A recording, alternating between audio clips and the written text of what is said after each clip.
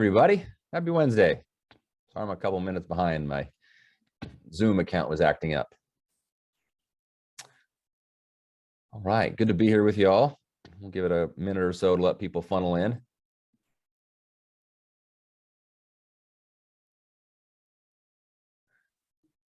So team, today we are going to be talking about, let me go back here. We're going to be talking about how to create and then maintain strategic partnerships. I can't tell you how beneficial this has been for our group and for so many art of homeownership partners over the past 6 months. We had a gentleman join art of homeownership less than 2 weeks ago and didn't really even know necessarily how it worked, other than the high level basics and kind of what he went through on onboarding. And he went and gave a presentation to 30 real estate agents. This is in the Reno market. And within a matter of hours after that presentation, he said his phone was just blowing up with calls and text messages, new client leads, and agents just saying, hey, we really want to work together.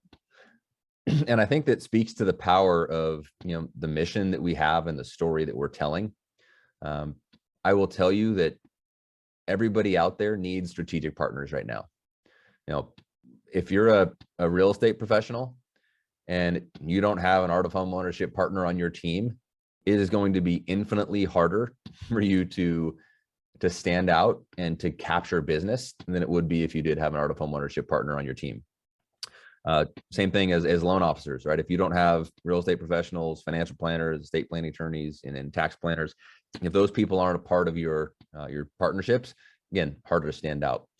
So we're actually doing a webinar later today. Let me see. I'll throw the invite in on the chat here real quick. Basically 4 ways to be seen as a seasoned real estate professional. So if you have agents that want to come, I'll put the Zoom link in here.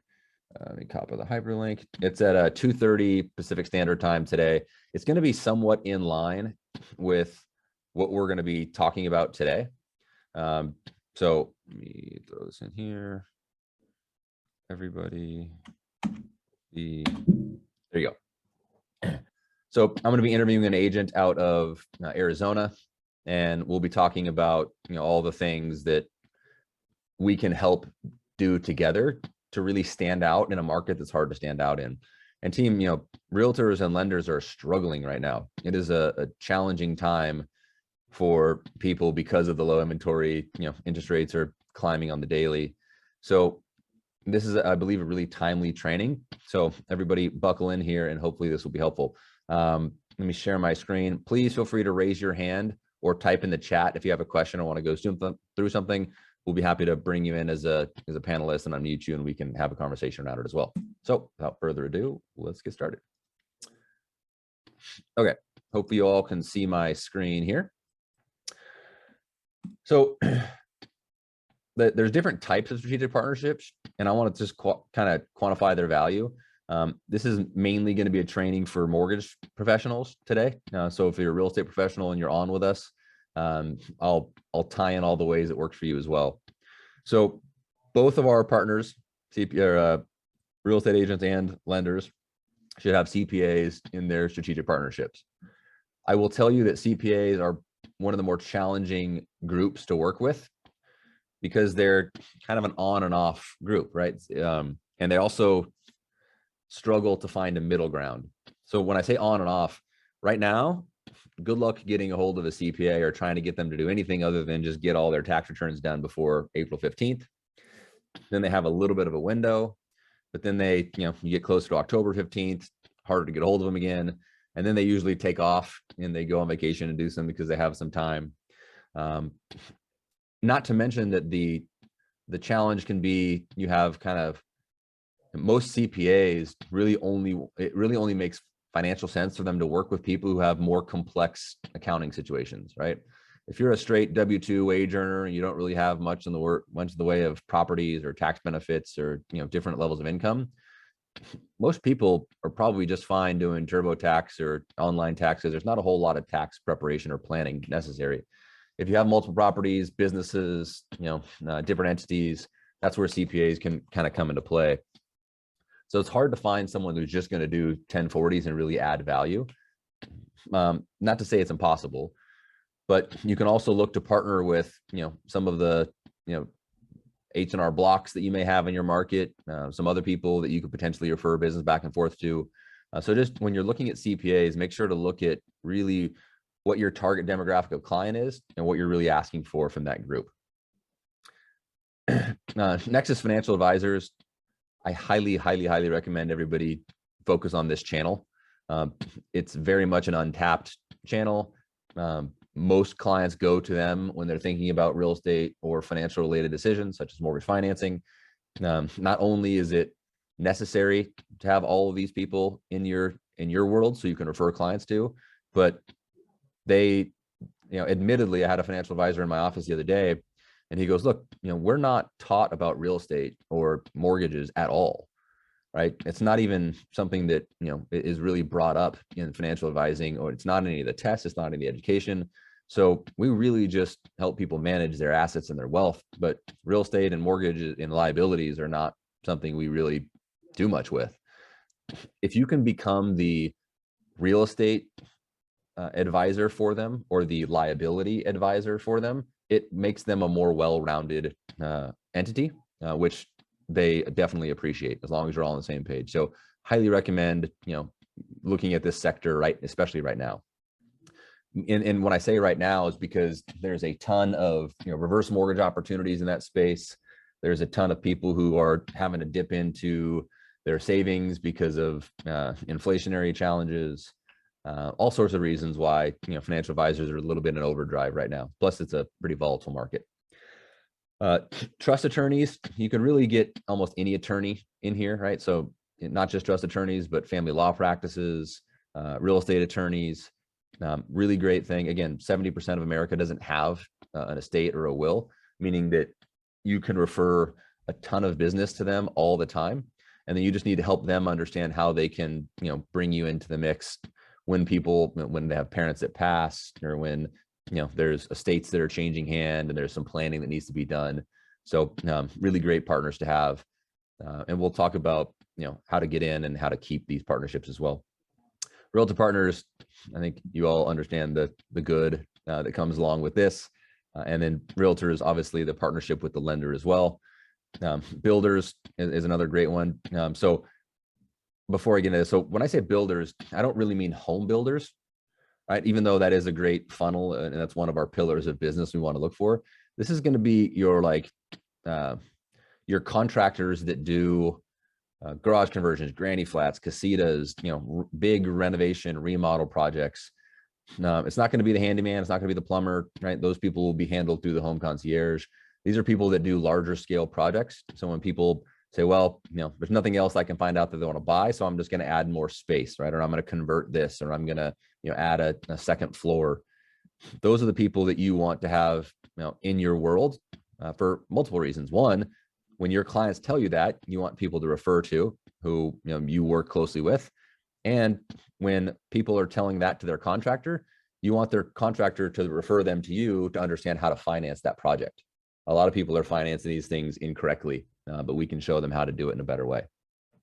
And then lastly, here is going to be corporations, which is, any company, organization. It doesn't just have to be a large corporation. It could be, a PTA club. It could be a municipality. It could be all sorts of things, right? So whenever you have a large group of people that you can have influence over, you want to make sure you understand how they can use art of homeownership, like we did with Facebook, and some of our other partners have done with, municipalities and sports teams and all sorts of stuff there. Anybody have any questions about any of these partnerships and their value? And look, we know that rate and term refis are basically off the table for almost every human being on the planet. We know that cash out refis better be a massive necessity for someone to switch out their 2.5% for a 5.5%. So you really want to look and say, okay, how can these people help me help more families? And right now, you should be turning over every rock possible. So, make these a big part of your process moving forward. Next is initiating these partnerships, right? So now we know what the partnerships are. Next is how do we initiate them in the best possible way? So finding these strategic partners has a lot to do with connecting the dots. It's almost like a domino effect. So the easiest way would be to go to all of your current partners and ask who their partners are and ask to be introduced to them, right? So maybe I don't have a ton of financial planners and estate planning attorneys and CPAs. Maybe I don't have any, but I got 4 realtors that I work with, right? Let's just say that's the number. I have 4 realtors who know, like me, and trust me and would consider me a partner. What I want to do is I want to go to each one of those realtors and say, hey, look, how much business are you getting from these other trusted professionals? Answer is likely not much or none. So I say, I want to help you improve on that. Who do you know? Who's your CPA, your financial planner, your estate planning attorney, or who do you know that you may have networked with in the past that you can put me in touch with? And I'll create a kind of a 3-way partnership for us. I'll do that work. They should be able to connect you with 1 or 2 people each. And then you go meet with those people. And I still have a standing bet. I have not paid it yet. But if you go meet with a CPA, financial planner, estate planning attorney, and a contractor, and any one of those 4 categories, you show them what you're doing as an Art of Homeownership partner. If they don't work with you within 30 days, I'll give you $100. Just email me, let me know how it went, right? Give me the background, and I'll send you the money. I haven't had to do that yet because everybody goes in and they get that business pretty easily. And then from there, right? So I go meet with, Joe, the realtor's financial planner. Well, now I want to ask Joe, the financial planner, like, hey, Joe, I'm rounding out our trusted professional network. Obviously I have you as a financial planner, and I'm extremely excited to start working with you and your clients. What other real estate professionals do you know, that you would refer to? What other CPAs and estate planning attorneys and contractors are you in touch with that you think would be good for me to speak with? And you just daisy chain that, right? But you don't get what you don't ask for. I think a lot of times people just are happy with a meeting that goes well, when in reality, if you do your job and you knock their socks off, they'll want to be the person. They'll have social currency to say, hey, I want you to meet this person. I want you to talk to that person. It happens almost every single time, right? Because people are so impressed with the nature of what we're doing that they want other people to know about it, especially people in their sphere. So you can literally just daisy chain that the whole way down. With realtor partners, if you, first of all, that you could do that for the rest of your career and be just fine. But if you want to go more direct and say, okay, I just want to talk to more real estate partners, key there is to get with your title reps, or if you're in an escrow state, because those title and escrow reps, their whole job is just to show value, right? It's to be the most valuable person to their clients, which are their real estate agents, as they possibly can. And if you can show them what you're doing with Art of Homeownership, and they can be the procurer of that information to their partners, then they've shown them value. So I used to go around to all my title and escrow reps, and I would just present Art of Homeownership to them. And I'd say, look what we're doing. Can you imagine if all the realtors you work with, if this was their value proposition? And they're just like, this is crazy. You got to meet so-and-so. You got to meet so-and-so. So they're introducing me to some of the best agents in the market because they already work with them. And it's a warm referral, and it's something where they have trust in that person. So trust is then translated. So that's one of the best ways to go agent to agent, or just go to your existing agent and say, hey, look, I'm limiting, my platform to working with 10 of the 10 of the agents that I'm most in alignment with. I'm only currently working with 4. What other agents do you know personally that you think are amazing, that believe what you and I believe, that you think would benefit from this? And they don't even have to be in this market. They could be an hour up the road, 30 minutes down the road, and you'll get some people there as well. Key is just to ask. One of my mentors told me a while back that 90% of being successful in this business is just showing up. And it's just doing what you're supposed to do, right? It's just literally the basics. But most people don't even do that. They just kind of sit back and wonder why they're not getting business, because for the past 3 years, they didn't have to. So your agent to agent, title and escrow to agent, or trusted professional to trusted professional, agents being involved in that. If you guys have any questions or thoughts on that, or if you've had any challenges with it, please feel free to type it in the chat, raise your hand, throw it in the Q&A, and we'll talk through it. Next is going to be how to initiate an introduction. So the best way that I've found to do this is to create fear and scarcity. And I don't mean that to say it in like a salesy, slimy way. It's true, right? Like, as an Art of Homeownership partner, I get 10 real estate professionals that I get to work with on this, right? That I can actually collaborate and co-brand with. So I'm going to tell them, hey, I invested in a new platform, or I've been invested in, I'm an Art of Homeownership partner. I've been invested in the platform for a while now. I'm really excited to start taking it to the market in a significant way because the market needs it now more than ever. We only get to invite, a certain number of real estate professionals to be a part of this with us. And real estate professionals can only be a part of it if they are, matched up with a lender. I'd love to show you what we're doing because I believe it's going to fundamentally redefine what it means to be a real estate and mortgage professional. And I believe that we can grow your business substantially, and we can really be more impactful and have a higher level commitment to all of our clients. If you have 5 to 10 minutes, I'd love to chat with you about it. But, I was introduced to you by so-and-so. Try not to do the cold call thing. It's just, to me, it comes from a place of weakness. There's not a single person in the country that I couldn't get in front of if I just did enough research and called enough people and, told them what I'm doing.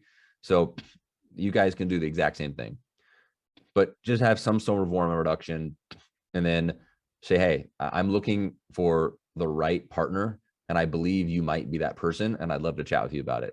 And that could go for realtors, CPAs, financial planners, contractors, or anybody, right? But all I know is, we all get a lot of phone calls from people selling us stuff, right? There's all sorts of people selling us things or trying to get us to buy things, or, realtors get thousands of phone calls from lenders.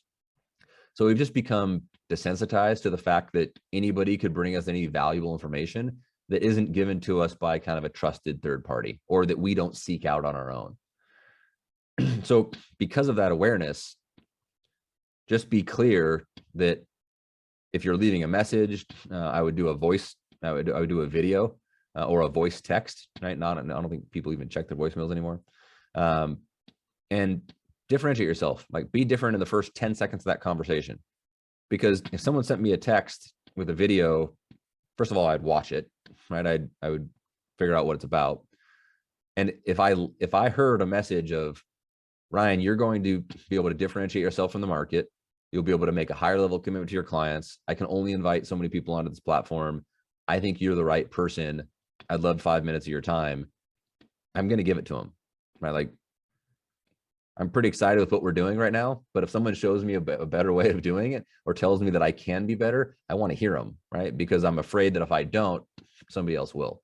So create that kind of scarcity leverage. And then what does the first meeting look like in order to gauge if the partnership is a good fit? Man, I love this question, and I'm really happy that the team came up with it, because most people, including me, for the first 6 months of, when we created this project or this product, I would go to people and I would be like, do you want to sign up and be a part of it? And it was very similar to me, if I was single, going to a bar and walking up to a girl and saying, hey, do you want to get married? Like, first of all, if they say yes, it's a red flag. You don't want to do that anyways. But 999 times out of 1,000, you're going to get a no, man, and it'll be for good reason. So don't walk into the first meeting trying to close them on partnering with you. No one will do that, right? And if they do, it's a bad sign. Like I've had people that are like, this is amazing, let's partner, only to find out that there was a lot of baggage that came along with the fact that they didn't work with a lender and they were willing to partner with me after 10 minutes. And it's like, okay, there's a reason you don't work with lenders. I'm seeing that. So in the first meeting, you really just want to create awareness. You want to say, look, I'm excited to have the opportunity to show this to you. This is what we're doing. We're looking for good people. And we, we teach this in the e-learning platform. That's why it's a 2-part meeting. So you ask the questions about their business, and just enough to like get an awareness of where they are, what they're focused on, and what their belief system is, right? If it's a financial planner, you want to make sure to kind of gauge what their, what their mission is, why they're trying to do this. If it's a real estate professional, have you ever had a lending partnership before, or just lending resources? And we have all of the game film and all the recordings on the e-learning platform for you to learn about it. But when you really start to understand the concept of, FOMO, if you get to the end of this presentation and this realtor starts to think, okay, if I do a listing presentation and somebody comes either before me or behind me and does this and talks to the client about this, knowing that they're going to do all the other stuff as well, I'm likely going to lose. Right? Or if I'm trying to tell a buyer why they should work with me because I'm going to be great for 30 days and someone else tells them how they're going to be great for 30 years, they should probably, for all things considered equal, go with that person. So you've created this kind of fear that the market will evolve past them, right? And they have two options at that point. If the market's evolving past them, they either have to get cheaper and go that route, or they have to level up and become more valuable. Again, this goes for any professional you're talking to. And so by the end of that, you want to then say, assume I'm talking to Val, I'm going to say, Val, I appreciate you taking the time to hear this. What are your thoughts? Listen, take it in. And then I would say, so the purpose of this meeting was really just for me to help, obviously to learn a little about you, but really for me to help you understand what we're doing and why I believe that you might be the right partner for it. So what we typically do is, if you're open to it and if you're interested, I'd love to set a second meeting, like we call it a business partnership planning meeting. And if you're interested in exploring what a partnership would look like, that second meeting will go over all of it, not just expectations on both sides, but what we do with listings when they come live, what we do with with buyers, expectations on approval timelines, communication standards, follow-up strategies, how we co-brand together, how we market together. The whole outline of the business partnership planning meeting is in the e-learning platform, right? So and game film on how to go do it. But that second meeting is where you get the commitment, right? The second meeting, the first meeting, you're really gauging the partnership. And there's times, people, where you want to punt on that first meeting. You just have to be strong enough and aware enough to do it, right? Because what I found in my career is that me personally, and I've seen others, they just want the business. So they will work with people when there's this voice in the back of their head saying, this is the wrong person. Like, they don't believe what you believe. They could care less about the client for 30 years. They just want to make money and sell loans. They have a very different, approach to this business. It doesn't mean it's wrong. It just means it's different. So you have to be strong enough to gauge, okay, is this a real person that will be a good partnership? Because if not, you're going to waste 3 to 6 months and you're both going to bang your head against the wall. And then you're going to realize, look, shouldn't have worked out from the first place. And then all that time and energy is lost and you got to go do it again. And then it just becomes this PTSD event where you're just like, oh man, like, it sounds like it's going to work, but it hasn't worked more often than not. And it's because most people aren't strong enough to say, this isn't the right person, right? So use that first meeting to actually say, okay, will this be a good fit? And then if you believe it is, then invite them to that second meeting, have the business partnership planning meeting. And then you get a commitment in that meeting, right? Your commitment is that, okay, we're going to do this and this is how we're going to do this. And now let's talk about where we start. Right? Because at that point, commitment's in place. So now it's, okay, we got them on board, right? You kind of think of it as fishing. So you put your bait in the water. That's you trying to find the partnerships.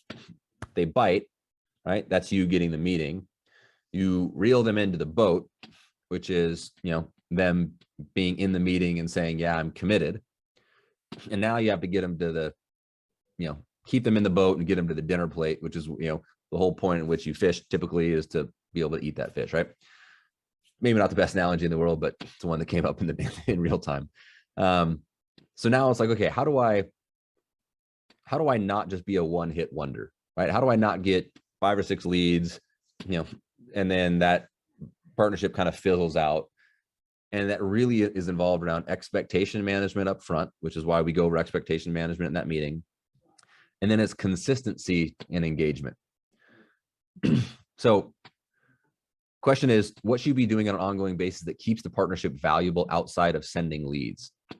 Because to you, if they send, 10 clients over per month, it's an incredibly valuable partnership, right? It's awesome.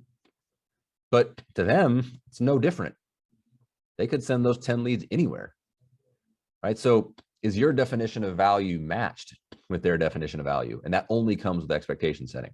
So the best thing to do is in that second meeting, I'm going to say, Val, what I've found in the past through a lot of trial and error is that everybody loves working with us out of the gate.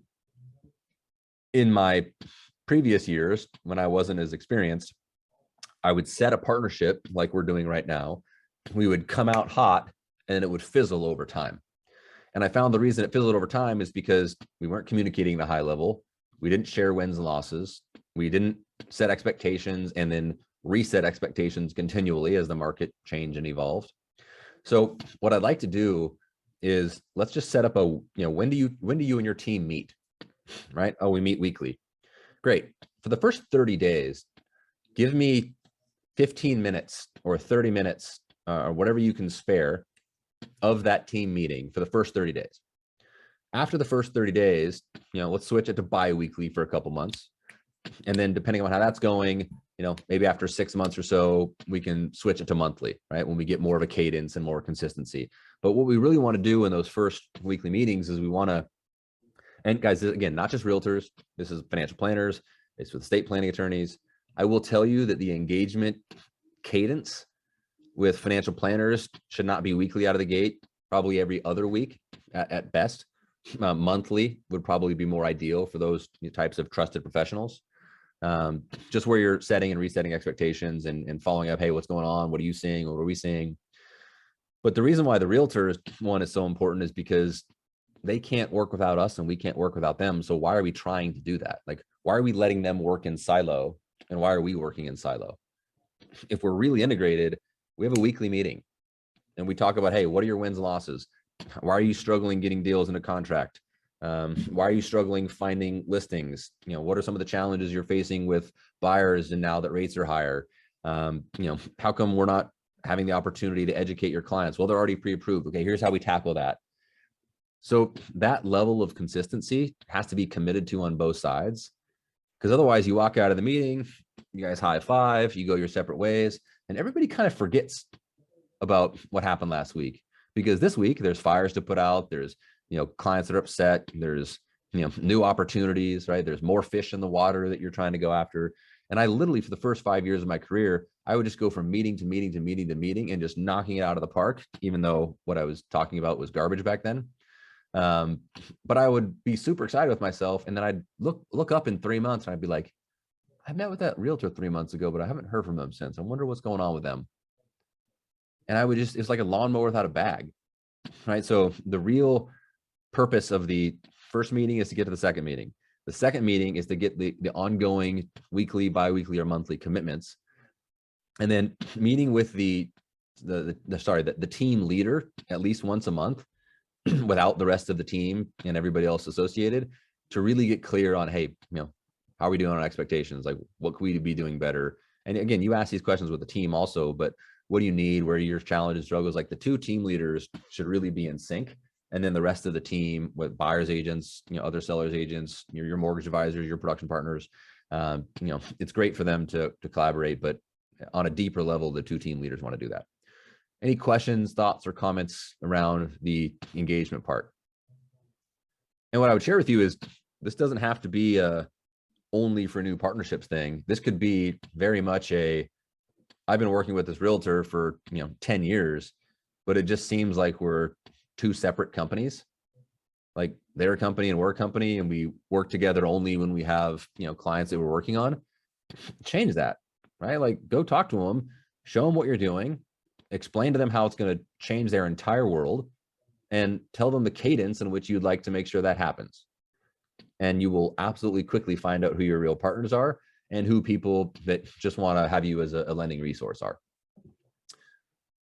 So next is going to be keeping them engaged with the art of home ownership value, so they continue to communicate the value proposition properly. A lot of P's there.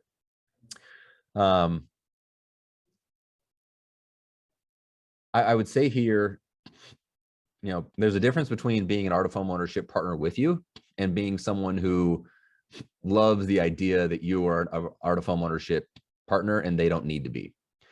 We have a lot of agents that love that we are an art of home ownership partner that are not art of home ownership partners themselves.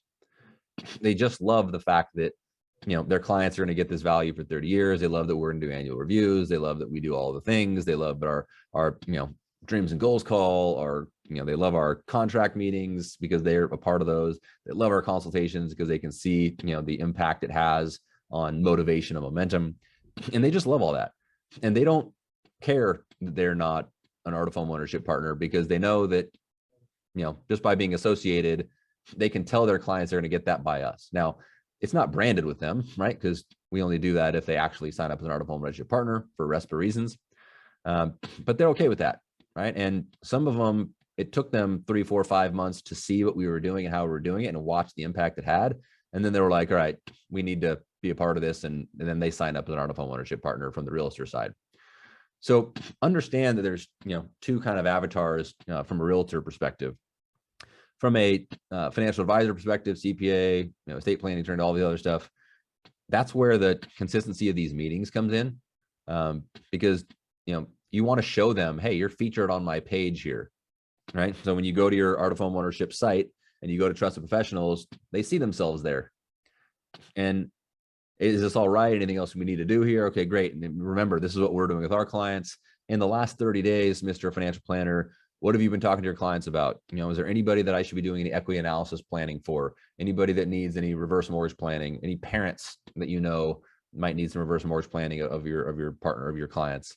Has anybody talked about buying or selling real estate at all, or moving up or down or out of the area, or accessing accessing their assets that you're managing, to buy real estate, maybe in an inappropriate or even an appropriate way? It's that the consistency of, they need to know we are very much on their page and we're on their team and we're looking out for them. So keeping them engaged just has to do with the consistency. And if, when it comes to the realtor partnerships, think of the market we're in. There's 2 listings in every city, right? And there's 2,000 real estate agents in every city, right? So good luck getting one of those 2 listings. But let's say you come across one of them. If you don't have every single bullet in your gun to be able to get them, you're going to lose on a lot of them. So I want to make sure that's not happening. Let's talk about, let's do a training, Mr. Realtor, on how to explain the art of homeownership in your listing presentations, right? Which we have in the e-learning platform, right? Let's do a meeting or a training on how to talk to every buyer about why they should use you as a buyer's agent and what our value proposition is before, during, and after. Like, they need this in a really significant way. And you need to be the one to drive that ship, because we are creatures of habit, right? Like, we just do the same things we've always done and we expect different results. It's the definition of insanity. But it's comfortable. It's normal. We know it. It's how we were trained. It's how we came up. So even introducing like one single script, a good example of this is, a lot of art of homeownership people, we introduce them to their insurance practices, right? They've now, like, we have our own insurance practices. But because it wasn't a part of our process to always refer insurance, we just told the client they needed it and they'd go get it. Even though we invested in starting an insurance company, we put the money in, right? We put the time in, we put the energy in, we found an insurance agent. We did all these things. We still didn't change our habit. There's still a bunch of clients that we do transactions for that we did not refer to our own insurance company that we own. So if that gives you any understanding of like the power of habit, or the affliction people have to change, it is a real thing, and it takes consistent consistent engagement and high level communication to continue to beat the drum. And you're going to sound like a broken record. And at times they're going to tell you sound like a broken record. And you're going to have to push back and be like, tell me how this is working the way you're doing it, right? Because we're not seeing the results, right? Let's try it our way. Right? Sometimes you're going to have to, be the leader in that situation and show people, look, there's a better way of doing this. I mean, we have one of our originators who has 26 purchase deals went into contract just in, 28 days, right? So almost one a day.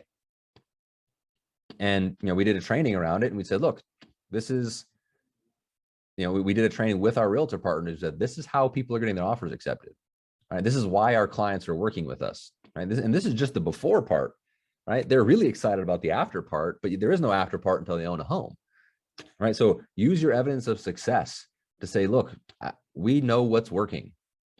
And you guys can even use that as Art of Homeownership partners. You can say, without lying, you can say, there's other Art of Homeownership partners that have, 20 some odd clients that went into contract in 28 days. That's not an accident, right? That's because our before process is really unique as Art of Homeownership. Our during process is set up so our after process is amazing, which then feeds into more, and we're more fulfilled with the work that we're doing. So you just have to tell stories and you have to keep people engaged there.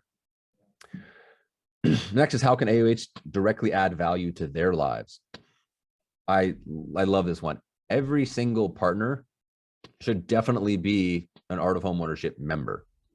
Right? So your financial planners, sign them up.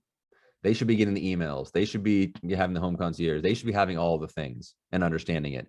And you should do initial financial reviews with all of them, right? You should adopt them as clients, because what better way to experience it or to sell it than to actually experience it?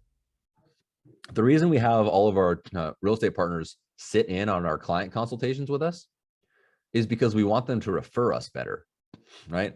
If they don't sit in on the client consultation, they'll say, oh yeah, you got to go talk to Ryan and his team. They have, they're really great and they have good rates and, they're the number one team, blah, blah, blah, blah. None of that means anything to that client, right? Because it's just information they're getting. But when they hear it this way and they say, Mr. Smith, here's our process, right? You're going to talk to our financing team. You're going to spend 20 to 30 minutes. They're going to do a dreams and goals call. And then you're going to spend about 45 minutes to an hour and they're going to do a consultation with you. And I promise you, it's going to be the best thing that you do in this process. I've sat through it personally. All of my clients sit through it, and it will be the thing that gives you the highest level of education, right? The right information you need to make good decisions. It'll motivate you to either buy a home or not buy a home, but you'll have a plan and a strategy and a timeline. So I can't stress enough how important it is to go through this process. Which referral is better? But they're not going to be able to say it with that level of conviction until they've actually gone through it. Same exact process with Art of Homeownership, right? Literally just pull up your website. We did this in a meeting up in Washington. We were in a meeting with a group. We pulled up the website and she goes, oh, I'd actually be interested in becoming in like experiencing this. I just typed in her name, phone number, email information, click go. Within 2 minutes, she's like, oh, you just email me. It says, welcome to the Art of Homeownership. And she's like magic. I'm like, no, it's just a CRM. Right.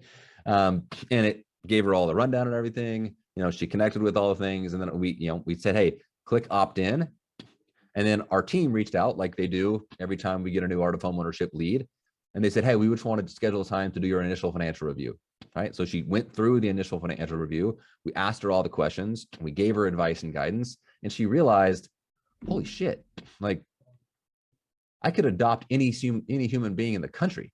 Right? I can bring any client in I want and make them my client, and over time help them with transactions. But I can't do that without this. So when I say how can I add value to their lives, put them through it, right? Like, and then show them that you're going to treat them the same way you're going to treat every one of their clients. You'll probably actually treat them even a little bit better, right? Because they're a massive source of opportunity and business for you. But this is something where, when people experience it, they can hang on to it better than if it's just, a bunch of really fancy, fun words. All right. So here's some event ideas that you can do for one-to-many, because one-to-many for us has been phenomenal. Like the one-to-many event we're doing today, there'll probably be about 100 people that attend this thing. There'll be a bunch in Zoom. There'll be a bunch watching online because we're going to do it live on social media. But then from there, we'll have people reach out to us. We'll be able to reach out to all the attendees because we've done it through Eventbrite. But you really want to make sure that you're doing one-to-many as much as possible. So lunch and learns for us were always great. I know they're a little bit more challenging in the post-pandemic world because some people are in the office, some people aren't, some people around. But I think for the most part, people are getting back to a sense of normalcy, and I think that they actually really want to get out to these types of events. So if there's food and you're sponsoring it, you'll probably guaranteed get at least 20 agents to show up. And you just present how you are changing what it means to be a real estate or mortgage professional. You could do that over and over and over again in any market you want, and I promise you're going to get immediate results from it. We've seen it too many times. Next is having a community for your partners to collaborate, right? So create a Facebook group, right? Create your own group, Art of Homeownership, Knoxville, Tennessee, right? So you're in that group and you invite some escrow and title people in, you invite some agents in, you invite your teams in there, and everybody's talking about, what they're doing, how they're utilizing the platform, their wins, their losses, their successes. You can be the moderator. You can, kind of help control the situation there, but gives you an opportunity to reach out to people. Hey, I'd love to introduce you to this community. It's a mastermind that we're doing, our collaborators amongst this platform where we're redefining what it means to be a real estate or mortgage professional, which is a really great opportunity. And you could do that, globally, or you could just do it, in your city. Next is co-sponsoring or collaborating on consumer events. Right? So these are all really great when it comes to, home buyer seminars, home seller seminars, how to deal with recession through housing, how to deal with inflation through housing. Most of these can easily be online. If you want to try and do them in person, great. It just takes a little bit heavier of a marketing lift. But you'll rarely ever find us do anything in a vacuum. We're always going to invite partners in, right? We're going to invite title and escrow in. We're going to invite our realtor partners in and financial planners in, because we're going to get all their audiences. And we're going to get other industry professionals that see what we're doing and would like to do the same thing as well. It's, the first time I really experienced it was right when the pandemic hit, is that I was like, okay, well, we can't do what we used to do, but we can get a bunch of people online. And that's where everyone is these days, because, you can't go outdoors. So we did online events, and then I'd get calls from other realtors being like, hey, I want to do that online event. And then I want to do that online event, because they all want to do it to their audiences. They all want to be seen as the subject matter expert as well.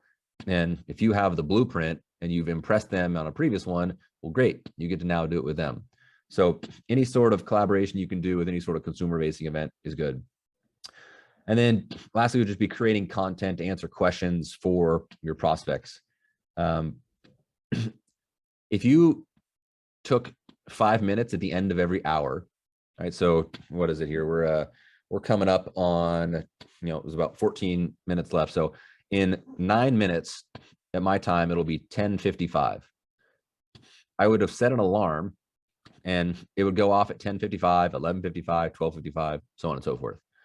I would use that last 5 minutes to think about what I just talked about or did or said in the last 55 minutes to someone that a lot of people would benefit from knowing.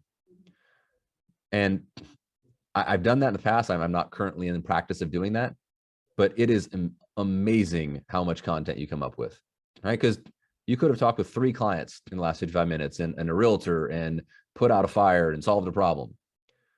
If you are the only one that knows that those things happened, it's a failure. You can literally just say, okay, I told this client that they didn't need 20% down. They could do it with 5% down. Check, content idea, right?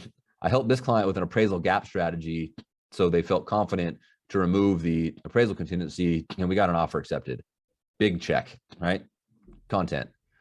I helped this realtor understand how to win a listing presentation because I showed them the Art of Homeownership platform. Big check. Right, so all the things that you're doing throughout your day, just literally write down and then turn your phone around and be like, team, this just happened, right? Like, and Start with a hook. I learned this from Neil out at the Amplify event. Right. So real estate agents, learn how to win every listing presentation. Right? That's the hook. And then go into it 30 seconds, 60 seconds. Buyers, make sure you're removing your appraisal contingency. Ask me how and how it gets your offer accepted easier. Hook, go into it. So just understand that you have more content than you could ever possibly imagine. But if you just put an hour on your calendar of content creation ideas and you sit there like, man, I can't think of anything. It's like, of course you can't think of anything, right? Because you're in the wrong mindset. You just solved 100 problems in the hours leading up to that call. But if you didn't write them down, you don't remember them, it's going to be hard to come up with that kind of stuff. So creating content, and then you can even create events around that type of content. An event could be solving the 5 biggest challenges in mortgage and real estate today, coming up May 2nd, blah, blah, blah. Right. And you've come up with those because you've solved those problems 6 times in the last 3 weeks. And they're big problems for everybody else. Right. So create an event around it. It doesn't matter if no one shows up to your online event. It's content. You can cut it up. You can push it out. And then over time, more and more, if I read one more article about a YouTuber or somebody who started a podcast, and for 3 years, no one showed up, and then all of a sudden 8 billion people showed up, I'm gonna lose my mind. Every time, that's how it happens. Right. So history leaves clues. Let's just start to do those things, right? Let's start to put the content out there over and over and over again. You'll be seen as a subject matter expert. People will go to your YouTube channel, they'll go to your online events, and you got kicked in the teeth for 3 years, nobody showed up, but the next 30 years, you're the king of the hill. So don't be afraid to put that out there. Okay. Any wins in the community? Anybody have any questions? Anybody seen anything, collaborating partners that has worked for you in your business? Love to hear from y'all. This is Q&A time, or this is sharing time. Give me the good, bad, or the indifferent. And we will spend the next either 10 minutes talking about it or the next 1 minute in silence. Let's see what we got.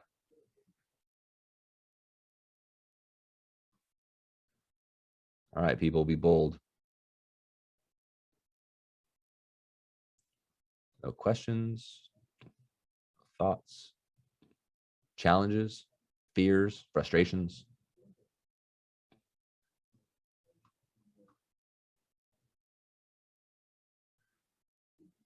All right. Cool. Well, team, I appreciate you being here today, and hopefully this was helpful. I know there was a lot. Chunk it down into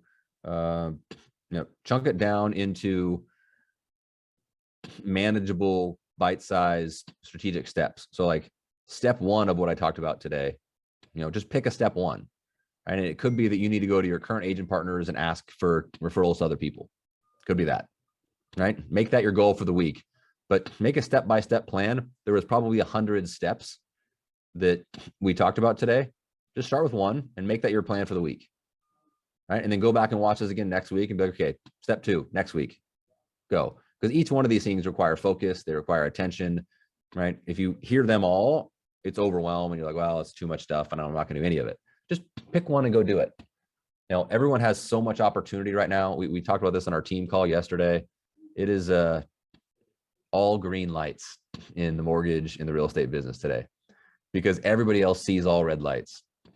And you guys just happen to have this incredible superpower. You get to tell a different story. You get to have a different conversation that nobody else gets to have. And that's just a ton of fun, right? So go have fun. Don't be silent with your superpower.